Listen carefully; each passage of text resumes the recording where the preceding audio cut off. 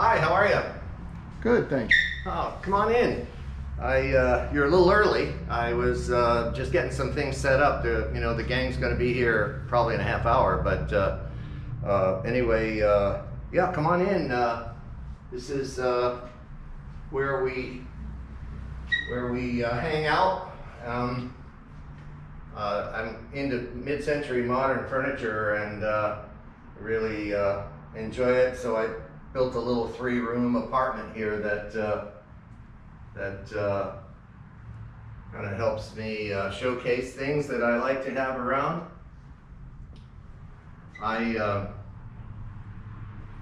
job is to make nameplates for cars, and I started making drawings for Carroll Shelby, doing the Shelby American badges back in 1967. These are some of my original drawings, and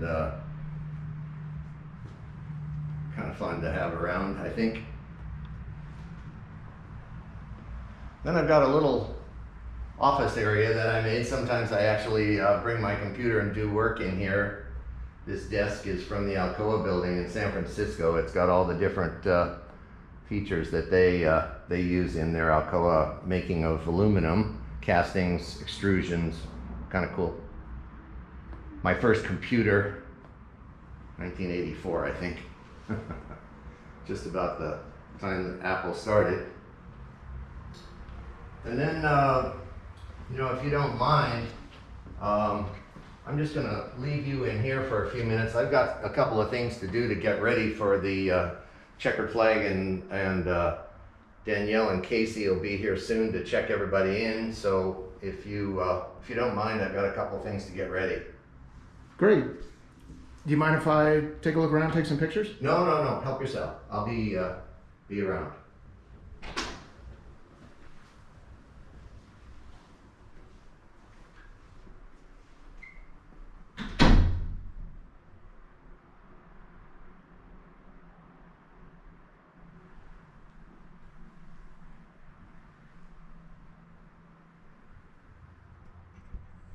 So when I was 9 years old, I'm going to scoot back here a little bit. When I was 9 years old, I was mowing lawns and delivering papers. I'm going to sneak behind you here. And my mom said, "What are you going to do with all your money?" And I said, "Well, that's easy. I'm going to buy a car." And she said, "Oh, isn't that cute?" 9-year-old. So anyway, I was putting quarters in a jar, and one day, and when I was 14, I was walking to school, and there was a car on the way, and it had a price of $300, and I said, "Geez, I wonder how much I've got in my jar." So I went home, and I almost had $300, so I carried my jar over to the guy's house and said, "I'd like to buy your car." And he said, "You've just done that." So I asked him, because I was too young to drive, and I asked him, I said, "Would you mind driving it over to my house?" I assumed that it ran. I didn't know. It didn't matter. It was $300, and I had $300. That's all that mattered. So,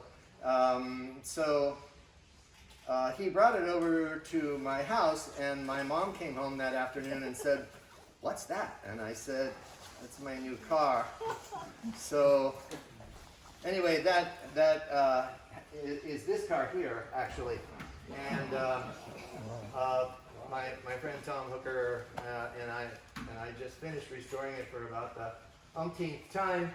But the interesting part of the story was that I had only $300. I didn't have $350. So fixing it up and making the engine correct again and making it look nice. It was baby blue all over, and including the top, and just painted. And so I took it to a body shop, and now my dad was now in on the deal, So okay, I see you're going to need some help here. And so we took it to a body shop in a little complex on Woodman Avenue in Sherman Oaks. And I talked to the man that owned the body shop, and he said, "Yes, I'll be happy to help you restore your Model A, but you have to do the work."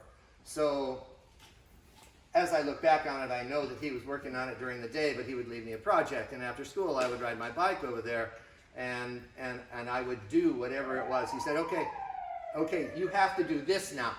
And so I would do that until it got to be 6 o'clock, and I said, I gotta go home to dinner. So I'd ride home, and then I'd do my homework, and then I'd go to sleep, and I'd go to school, and I'd go work on my car, with every kid's dream. So he made me paint it. I had to hold the spray gun, and I had to actually paint it, and I didn't have a clue. But this is the original paint that I painted. When we restored it, we decided we were going to repaint it. We started sanding on it, and I'm like, wait a minute, you know what? That's my paint. And I thought, I gotta keep my paint. And so it's a little beat up and a little ricky-ticky, but you know, heartstrings there. And the interesting part about the place that I took it in on Woodman Avenue in Sherman Oaks was that they had 4 components over here and 4 components over here, and the A and B was Tony Nancy's upholstery shop, and C was Kent Fuller's chassis shop, and next door to the body shop was Ed Pink's racing engines, and next to him was a guy that was taking 6-cylinder Corvair motors and making racing boat engines out of them. So I would go around after I finished sanding on my car, and I would sweep their floors, and pretty soon they said, gee, what are you doing Saturday? You want to go to the races with us, you know? And so I sat in the back of the pickup truck and rode with Ed Pink down to Lyons Drag Strip with the old master on the back, and my intro to drag racing, which got more and more complicated as time went on. So anyway, this is my Model A, and this is how I met all those guys, and I was hoping Ed Pink would be here today, but we'll save him for another day. We've remained friends all those years, as I have with many of you as well. So that was my very first car that Mom said I couldn't have, but I did, and I'm so happy to still have it. I didn't have to go find it anywhere and drag it back. I actually kept it the whole time, and I kind of wanted to go that way. But speaking of Mom, she used to take us to Paradise Cove every Thursday during the summer months, me and my brother, and I sat in the middle, and I was too small. I was only 4, and I sat in the middle, and all I could see was the clock. And my brother got to look out the windows, and Mom would drive, and we would sing, and had just a grand childhood in a green 50 Ford. So when I found that, I said, oh, I gotta have that 50 Ford. It's got 23,000 miles on it. It's virtually new. It doesn't look quite new. It's got a little stitch on it here and there, but the interior and so forth, it's all absolutely factory stock, which is just a joy. So it won the Rouge Award. I don't know if you're familiar with that, but the Ford V8 Club has an award for best interior, best exterior, best engine compartment, and it won all 3 of those. So that's pretty cool. It belongs to my friend Derek, and he's working on one of my cars, and so I brought his car here while he's working on mine. And 3-window coupe. I don't know if you've heard about the Race of Gentlemen. The Race of Gentlemen, they race in the sand in New Jersey.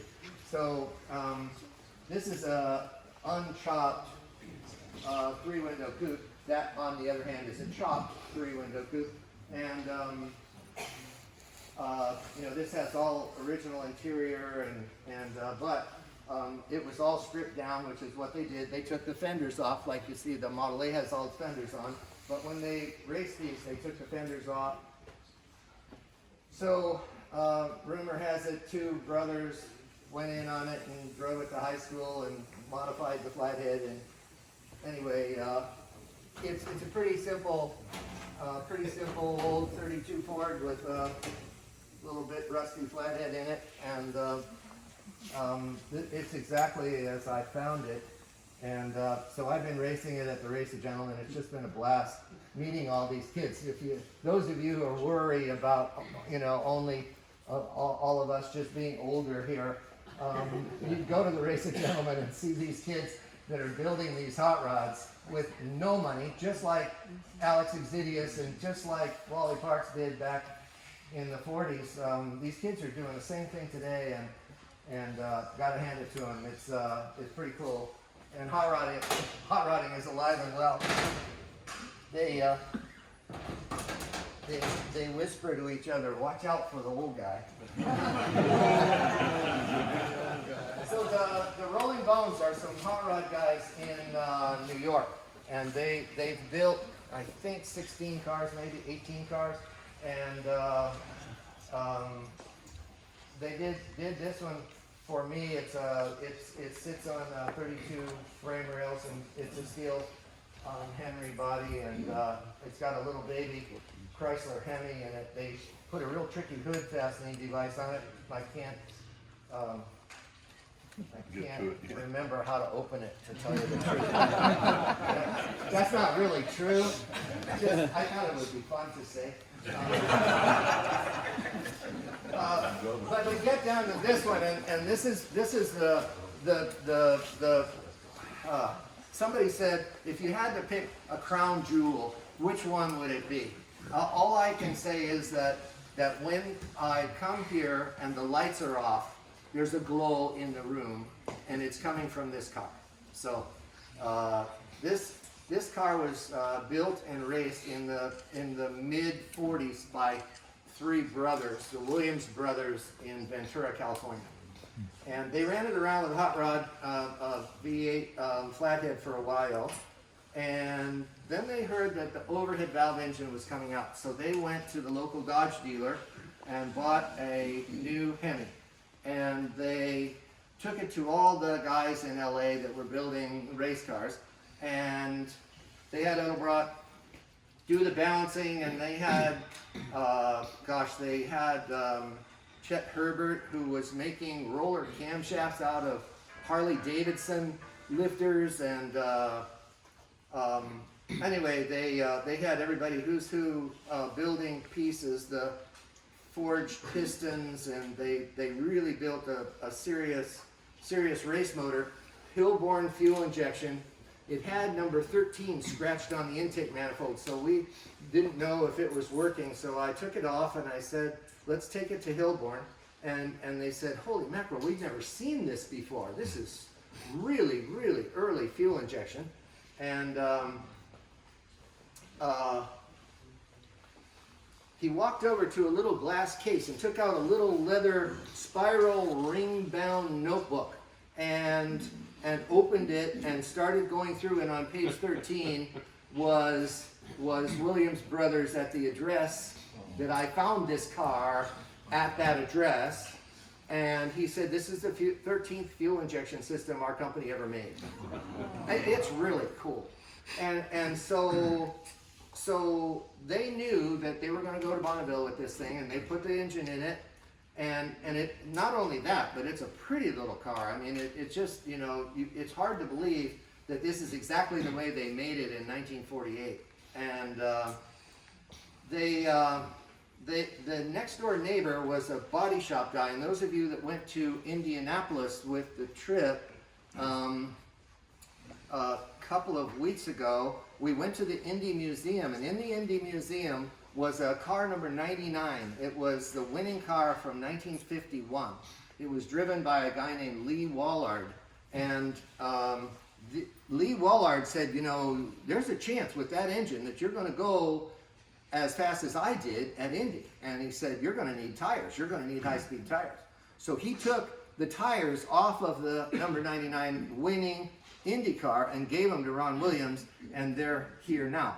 And when I found this car in 2006, those tires were on it and they were inflated. And I said to myself, this could be 1954 Air.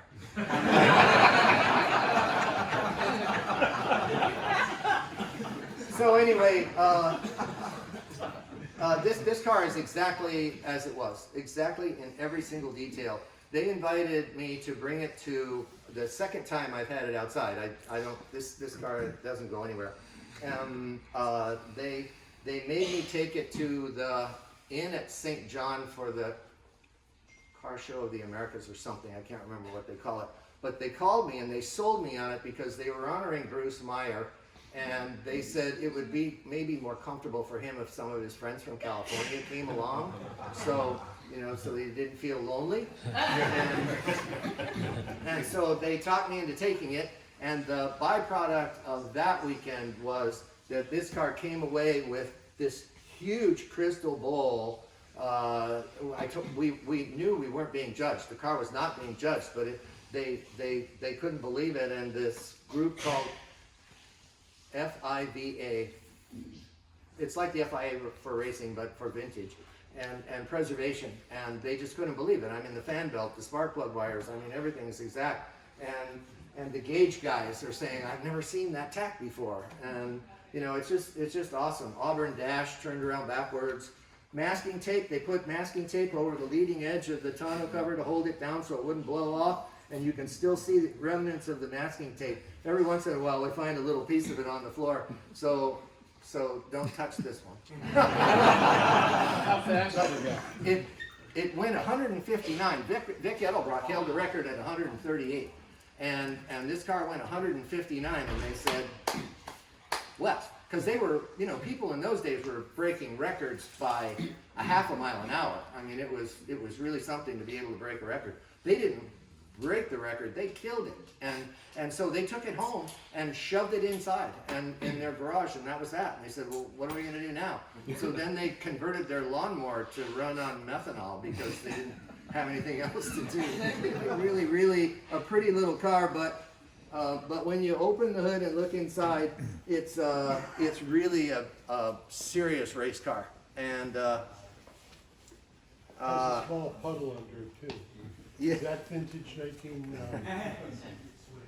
Well, those things happen, you know. You might have a puddle someday yourself. You know, the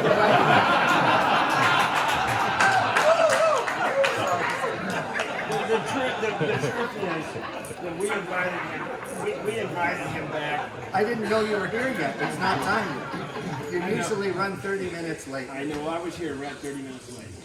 But the truth is, we invited him back to Detroit because I needed company. And I want my buddy Tom, and so when we started the checkered flag, before a long time ago, right? 25 years ago or so? I remember number 12. Yeah, and he made our ID cards, our metal ID cards. And so this guy's been with us since day one, and he sits at the far end of the table, tries to stay away from the action, and we keep bringing him back in. With my slingshot. Yeah, anyways, thank you so much. Anyways, I'll let you carry on, but thank you so much. You're a great pal. Thanks for coming. So the Cobra is over here. I'm sorry to drag you all around. It's a little beat up, but as Bruce would say, most of my cars are beat up.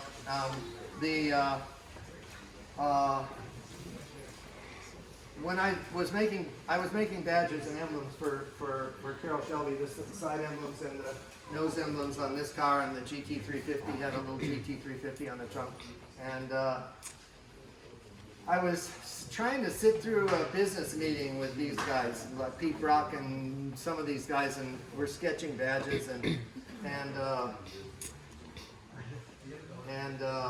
I just kept being distracted. I was just looking over there because there were 2 or 3 Cobras like sitting there, and I'm like, oh God, those cars are cool.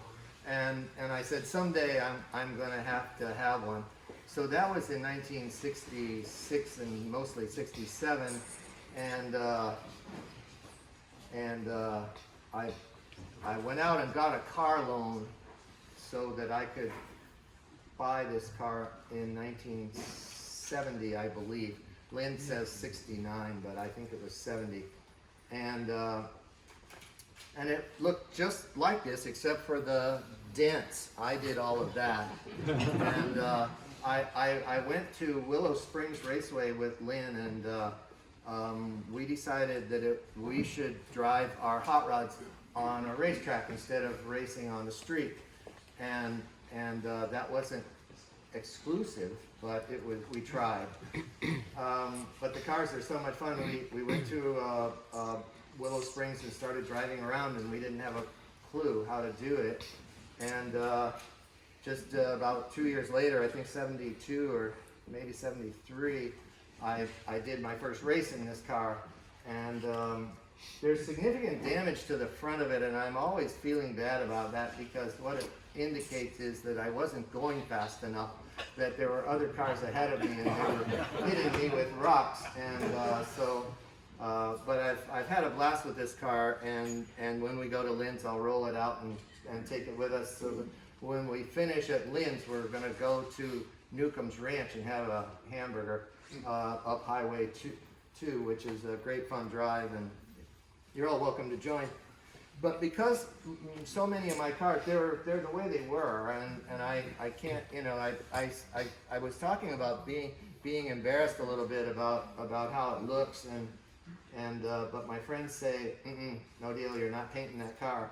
It's got a lot of stories. Every one of those rock hits is a time when I was following somebody in a McLaren somewhere, but Bruce actually helped me with this, because I am a little embarrassed sometimes to go to a fancy car show with what Bruce affectionately calls a shit box. And in 2015, I went to a car show, and I don't go to car shows, but Bruce gave me this tag, and he said, actually, this is for my passenger, so that they can wear it and they won't be embarrassed to be seen in my car. Anyway, thank you again, Bruce. He's always thinking of me. So, and a cup holder, by the way. So, good fun. The dragster. Oh, this one showed up yesterday. It's on its way to Amelia Island, and it will go looking just like that. But I just wanted you to have a little preview of the Amelia concourse in 2020. We're going to take 8 Rolling Bones hot rods. The red one will go, and that one will go, and that belongs to a friend in England. And he said, I'm not sure it's going to make it. He's going to drive it there. So. So we're gonna service it for him in the next couple of weeks, and in December he's gonna come out and take off and go. Is that Metcalf? It is not Metcalf. It's Jonathan Suckling from London. Metcalf's coming too. The dragster is ended up kind of being a byproduct of my early days with the Model A. And kind of getting enthused with Ed Pink and Tony Nancy and Kent Fuller, who was the chassis builder, and all of a sudden my friend Lynn Park called me and said, you know, there's a dragster for sale, and I think we can get it, and it's all original. It's never been repainted, and I'm like, oh, I'm all about that. So you can see that the paint's kind of weather checked, but that's exactly as it was built and raced in 1970. It was built in '69 as the Howard Cams Rattler, and it was a top fuel car. And this one runs on methanol now. It was top gas. And but every detail on it, all the decals, everything is exactly as it was. I'm still trying to get the helmet from the guy, but he won't let me have it. That Porsche behind you. Again, those of you that went to Indianapolis remember me running into a guy there who I worked with on a crew of a Porsche 925, and we raced it along for 5 or 6 times, and I was always volunteering because the team that I was with, you know, just they didn't have as big a budget as the Porsche factory had, and so I would just go along and help. And after 6 or 7 years of going to 25 races a year, I didn't know it, but at night while they were reportedly working on the race car. They were really working on a thank you gift for me. And when I decided it was time to retire, they gave me this little red 356 as a thank you gift. And that's again another, heartstring puller there, and recognizing what a great time I had being involved in IMSA racing for so long, and all the things that we did together and all the things it meant to me. The Cougar, the Stingray.